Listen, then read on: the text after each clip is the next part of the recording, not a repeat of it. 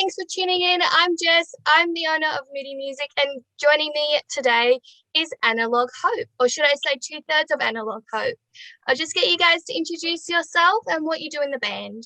I'm Lachlan Hicks. I sing and play guitar in Analogue Hope. And I'm Sarah, and I play drums in Analogue Hope. And Jamie plays bass, but he's not here. Yeah. Bloody bass players. Okay. Now, Analogue Hope, you've just released a new single a couple days ago. It's called There's Always Time. And as a band, you've been on my radar for quite a while now because you were on Catholic Guilt's 3-part Harmony tour, which seems like that's been going on for like months or nearly a year because it keeps just stopping and starting. I want to know what's Analogue Hope's origin story? How did you guys become a band? Well, Sarah and I were playing in another band, and that had to, I guess, dissolve, but we wanted to keep playing music together. And we'd still had a couple of shows booked from the previous band, and we were just like, fuck it, we'll just keep the dates and just write some songs as quickly as possible and play them. And correct me if I'm wrong, Sarah, but I feel like the first show was like 14 days from when we decided to start writing songs as Analogue Hope. So the first show was pretty sketchy, but it was definitely okay. Like we write well together, and we have a lot of fun, and Sarah's a great drummer, and I like playing guitar, and I guess that's how we started as a two-piece. And then a couple of weeks later, Jamie, who I played in a previous band with, asked to join, and we dearly needed just someone else to just boost up my terrible guitar, and Jamie joined. That's how it all started. You needed more noise. Yeah, basically. Yeah. And Jamie, I mean, everyone got sick of me drowning them out, I think. So no. Jamie and I also, like, we're best friends, and we've played guitar together, as I said, in a previous band for a long time. So it was like natural in terms of songwriting. So those first bunch of songs that me and Sarah wrote, that was me finding my feet as like a only guitarist songwriter, which was completely fine. But when Jamie came in, it all just was way more comfortable from my end. Like, it just flowed a lot better, and the songs are a lot better, and yeah, I definitely agree. And like, I think from a drummer's perspective, I needed some bass there, even just for guidance, like. Yeah. The whole point of Analogue Hope, when we very, very first started, was just, like, we've all been into like emo bands and pop punk bands, and it was just I just didn't want to sing about relationships and stuff. It was meant to just be a really positive band. It was actually much more punkier when it was just Sarah and I. But with Jamie, it's probably settled more into, like an alt rock, like a, I don't know, not to call influences, but like a Jimmy Eat World-esque sort of radio friendly alt rock emo punk band or something. Yeah, I'd say that's pretty spot on for sure. Yeah. Where does the name come from? I noticed that with the album art for There's Always Time, you've got an analog clock, which I quite like on the TV. So where does the name Analogue Hope come from? That is a great question. It was one of those things that, like, it made perfect sense at the time, but I've thought about this since then, and I can't exactly figure out why. It was something to do with it was the idea of hope, or the concept of hope, is not black and white. Like, it's not digital, I guess, if you will. Like, it's not ones and zeros. It changes, like, your idea of what hope might look like at any point in time. Like, without being too poetic about it, it was, as I said, meant to be a very positive band. And what positive means to different people, is up to their own interpretation. But that's essentially what it meant by Analogue Hope, like just different versions of what happiness or positivity or optimism look like at any given particular point in time. I like that. You guys are very, very positive bands. I love it. No, I was just gonna say, I was gonna bring up. Remember when we were floating the idea of doing a B side called Digital Oh, Despair? yeah. Still, yeah, like so Analogue Hope, analog obviously implies non-electronic, despite that has nothing to do with the band name.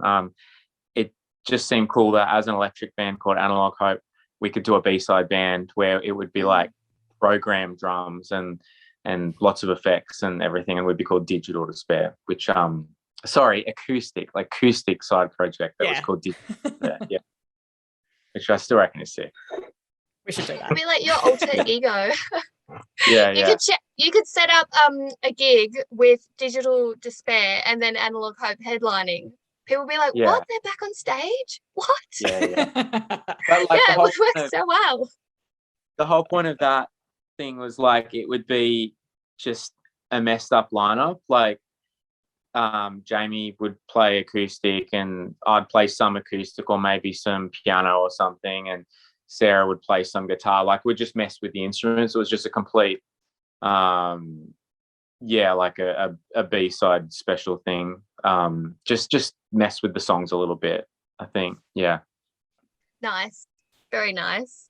Let's get into this new single. So it's called There's Always Time. Personally, I get a little bit of like a Blur 2 sort of vibe from it. I think, Sarah, I emailed that to you as well. Yeah. And there's a bit of like a Nirvana, Sly Withers sort of feel to it as well. Where did the inspiration behind the song come from? From my side, like that's actually, I think when you play in a band, everyone who plays in a band will probably have similar stories. Like, I mean, we're not even a famous band, but it was a band practice muck around in the middle of nothing song. Like it was like we were writing other songs which, are really cool, and we've got versions of them on phone, and we've recorded some others that we haven't released yet. But this particular song was like, it was a nothing. Like I think we were like about to go to a break or something, and it was just a cool guitar line.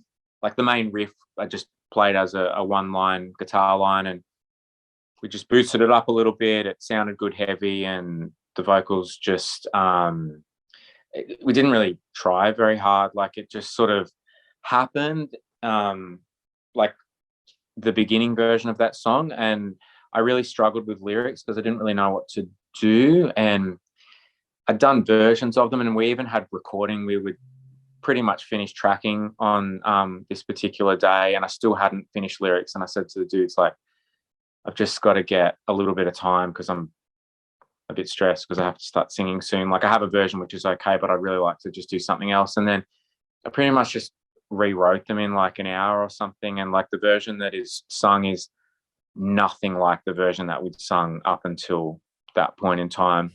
It just all sort of, when it needed to lift and be cool and be exciting to us, at least, it sort of did. Like it was just a weird song like that. Yeah. And I think I remember when we were writing it, or like in the very early stages where we were sort of just mucking around with it, it was kind of cool because we didn't really have a direction we wanted to go with that song. So I think it was just whatever we were feeling in the moment. And I think you can probably feel that when you're listening to it. Like it's just very like I don't really know how to explain it, but I think it's just a moment of happiness we're all feeling with that kind of riff at the time. I think.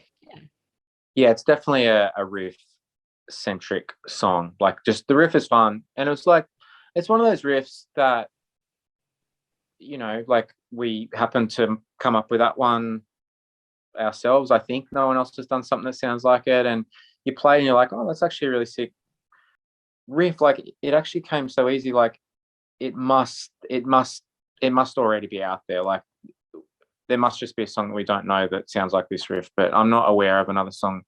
It just sounds cool, and it's relatively unique to us. It's not breaking the mold in songwriting, like it's super grungy and all that sort of stuff, but like it was new and exciting to us, and it's just a cool riff, and everything just fell around it. Yeah, I was gonna say it's very like grungy and nostalgic kind of song. Like it's raw, like in a good way. Yeah, like I really, like all early bands up until pretty much this band, I just played normal standard tuning. So this is what do you call it? Like everything is a half step down, but drop D. So I wasn't trained in music. I just play notes. But whatever they are, like it just sounds cooler to play in that tuning and those particular chord progressions. Yeah, like sound nice and heavy and yeah, super grungy. For the creation of this song, I know that you had the song mixed by Sam Johnson, mixed and mastered by Sam, who works at Hotels and Corners Studio, who's also worked with bands such as Loser and the Bennies. What was that experience like? And how did it feel to be in a studio all together? Were you all together? Yeah, we were. Yeah, that was good. That was after the first lot of COVID in Melbourne. Like, what was it? Was it the start of this year we recorded at Lock? Yeah, I think so. Yeah. That was sick. Because Locke and Sam have been friends for a while, I think. I'll let you talk about how you got to know Sam, but so me and as far as like the way that I look at music in Melbourne, like there's all obviously heaps of cool music, but I there was a very strong so Poison City Records and all the bands attached to that was very strong in terms of the music that I gravitated to when I moved to Melbourne. And then Sarah, probably from Tassie, would be like Luca Brasi, and they started putting on Poison City bills. And Sam, I came into contact with Sam because he just did a lot of stuff for Andy and Poison City Weekenders, and he'd recorded bands that I really liked, and Jamie was involved in that music scene far longer than I. Like I'm from Newcastle originally. So we knew of Sam because he'd recorded really cool bands and was, behind the sound desk at like shows that we went to. So like me and Jamie have recorded with him in previous companies, and he made Holes and Corners, and we've recorded in a previous band there. Sarah and I recorded in our previous band there, and then this one, it's just natural to go back to Sam because Sam's awesome. And I'll let Sarah take the rest of this, but like it's super easy for me because I don't know, it just works recording with Sam. But in terms of drums, like Sarah gets a kick out of, don't you? Like, yeah, so Sam is a drummer as well. So I just feel like he pulls really nice tones, and he just the way he does everything is just like pleases my ears so much.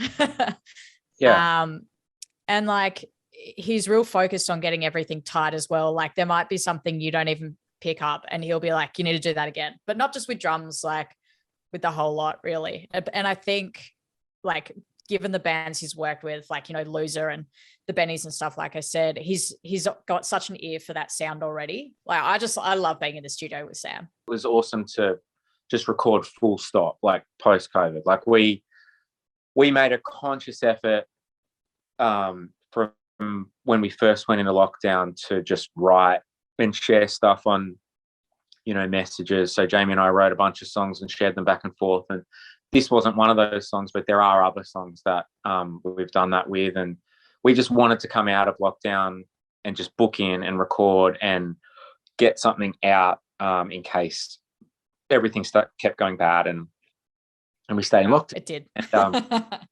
Yeah, like we just record as much as you can in between. We just recorded some songs with no real even plan for them. And we're just like, let's just record some stuff so we've got it in the bank in case we need to put it out at some point. But it was, I'm very, very open about the fact that recording is my favorite part far and away of being in a band. And recording with Sam post-COVID when we've been shut inside a house and can, limited time outside, it was the best. Yeah. Oh, I could have stayed there for months, I reckon. Yeah. With this new song, you released a visualizer music video along with it. It's very cool. I love the shade of purple in it, by the way. It's got like this neon effect running through it, and it's got some tour footage that was taken by John from Jurassic Park, also Ricky from The Last Martyr, and Sarah, I believe you took some footage as well, little bit of phone footage that John's edited and produced together. Are you guys working on another music video, or are you going to keep the visualizer?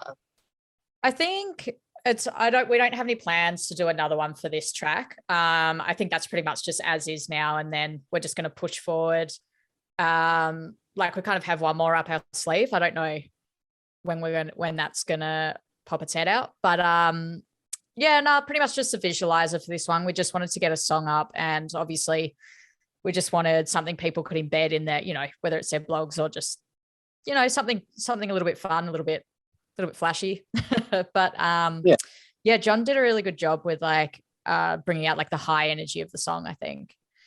But yeah, no, that's pretty much where that one sits, I think. Yeah. No, I agree. Like we have plans on videos for other songs, but for this one it was just like Sarah said, get something out into the world. Jurassic Park are amazing. Like just even aside from their music, like just in terms of dudes like who are just, they've chucked us up on very generously on bills with, higher profile people than we should necessarily play with. And they're just the best. And they just take all this footage and just share stuff around their social media. And they are just so supportive of us and everyone else that they play on bills with. But like in terms of us, like, yeah, they're far nicer to us than I expected from another band that we've come in contact with, and they're sick. So that thing was basically done for nothing really. It was just thrown together to help us out, and it's perfect, like for what we wanted it for. It's amazing. Yeah, no, they're, to back what Locke said, yeah, they're the best dudes. Yeah, I love those Jurassic boys. They're beautiful. They're such beautiful people. Yeah, 100%. Did it feel good to be able to see that tour footage? Because you wouldn't have played many shows. Yeah. Because of going in and out of lockdown. Yeah, like I think at the start of 2020 we had plans to play in Tassie. We'd actually had a couple of venues booked in, but obviously that didn't go ahead. And so just being able to look back on that footage from the couple of shows we were able to play between lockdowns, like even just like stuff on my GoPro, I look back at it all the time and I'm like, oh, it's so good. Like I miss that feeling. Yeah. So it definitely brings it back, watching that kind of visualizer as well. Yeah, during lockdown, I was looking at like videos I had taken on my phone, like with me like crappily singing in the background, but like it's something. It feels like you're at a gig. It just brings back that really like nice, wholesome feeling like that you felt in that moment, which I think is cool. But yeah, absolutely. Now, you guys, you had just been touring with Catholic Guild, and do they have a few more shows coming up? I know they're playing Franger soon. Yeah, we were meant to play that show. We were, but then I had to move to Tassie, so the borders are still shut. So unfortunately, had to pull out of that one. But that would have been really cool. How did it feel to tour with those guys with Catholic Guild, who has just made the Full Tilt lineup? Oh my God, I know, I'm so stoked for them. That'll be amazing. Yeah, it's been good. Like I think we just played the one show on Catholic Guild's tour, but like I was teching for James, their drummer, for a bit. So yeah, I got to go around to a few more shows and stuff, which was cool. But yeah, that show we played with Catholic Guild at Stay Gold was probably one of the highlights of my life. That was such a good show. And I think it was, correct me if I'm wrong, Locke, but I think that was the biggest crowd we'd played to from memory. Yeah. So, it was definitely sold out, but that was from Catholic Guild, not necessarily from us. And also the fact that it was COVID restrictions. So it was a reduced capacity. So it definitely felt good to see sold out. Sold out. We're still sold out. Take the credit. Yeah. Hey, we'd a lot of fans at the front row. I'm pretty sure that that would be the biggest one that we've played. Yeah, it was packed. And it was super weird as well, on an unrelated note, because we'd been inside for so long, and and then all of a sudden you're in a room with like all these people, and it's like, oh man, I have not been around this many people in so long, and I got sick like the day after, and like had to take some days off, get a COVID. I'm like, I was clear obviously, but I'm like, fuck, like my immunity is shot. Yeah. I had to get outside more, but it was so good. It was so good. Yeah. Oh, just seeing like all your friends at the front row of like the first show out of lockdown, and there was something super special about that night. It was really fun. Yeah, that was amazing. I don't know if I've said this during the interview, but congratulations on releasing There's Always Time that came out a few days ago. You guys must be very excited and hyped about it, still like going off that high from the song. But I want to ask, what is next for Analogue Hope? Well, I've got to be able to leave the state to get up to Melbourne. Well, there's a couple of shows that are booked in, but I don't think we're allowed to talk about those at the moment. I don't know, Locke, what do you reckon? There's some very very good shows booked in. So we still have songs that we're refining for an album at some point. I mean, ideally would be in the next I mean, COVID is blowing everything up, but our plan is still on track to put those songs onto an album. So yeah, once the borders reopen, it will just be flicking back and forth between Tassie and just doing a lot of file sharing and cleaning up songs and just getting ready to record and keeping up just some really good shows that we've been offered, and just trying to keep our live performance of a high caliber and keep charging strong, hopefully. 100%. And I think it's kind of thrown a new sort of curveball at us now that we have to kind of write remotely, and then I suppose once we've got what we're happy with, fly up, do a bit of pre-production and just go straight into the studio, I imagine. So it'll be something similar to that. But I'm actually looking forward to it. Yeah. Yeah. I kind of like the idea of being fly in, fly out, Yeah. Like from our like it just makes like all that stuff is really exciting. And to be honest, Jamie and I write we have a lot of fun hanging out, so it's just just sharing files, and it's nice to like send guitar tracks off and get them to come back with drums, and then meet up and do what you've been thinking about in a rehearsal space, and back it up in shows. Like, it's super exciting. Yeah 100%. It's going to be a good year. Hopefully. Yeah. Fingers crossed. Well, yeah. Hopefully. What is it? 2022 is going to be everyone's year. Yeah, I think so. Yeah. Okay. No, Lachlan 22. and Sarah, sorry. No, I just said 22 will be a good year. Like, we've hit all the targets that we're meant to, at least in terms of Victoria, and hopefully that stuff sorts itself out. But irrespective, like, we love writing songs together, and we'll still flip them back and forth and get versions up and be able to put stuff out. So either way, it'll be a good year. Yeah, 100%. Yeah. Sounds good.